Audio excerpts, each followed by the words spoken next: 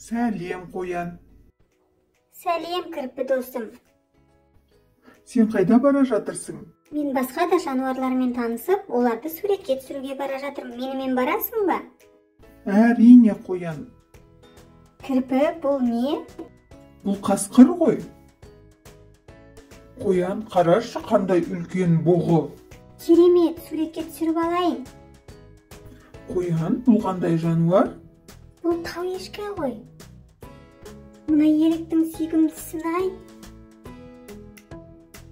Қоян, мына қоңырауды қарашы қандай үлкен. Иә, кірпі. Кірпі, мына ғажапқа қарасаңшы, әппақ аю. Мына мүйіз тұмсықтарға қарашы қандай үлкен.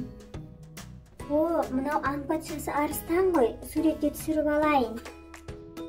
Қоян, мына жолбарыс мысыққа ұқсайтын сияқты, иә? Иә, бірақ үлкен екен. Мынау бәріміз ертегіден білетін түлкі ғой. Кірпі, сен мына жануарды білесің бе?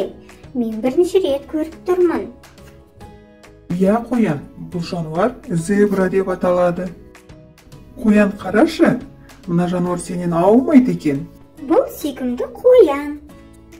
Кірпі, баласын қалтасына салып алып секіріп жүретін қос аяқты таныдың ба? Әрине, қоян, мен қос аяқтарға қатты қызығамын. Қарашы, мен сен сияқты кірпіні көріп тұрмын.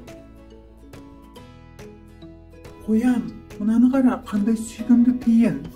Тиынды да суретке түсіріп алайын. Мынау бір алып жануар екен, иә?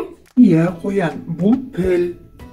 Кірпі, мына жерде бөкендер де бар екен. Ғажап екен. Қоян, мына ілбіске қарашы, бұл да мысыққа ұқсайды екен. Мына тауыстың сұлуын-ай. Мынау ең мықты ұя салатын құс ләйлек.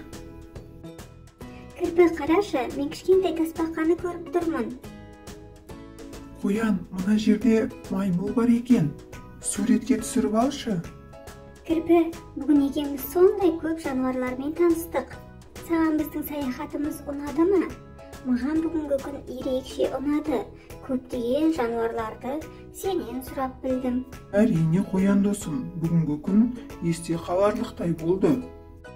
Сау бол, досым.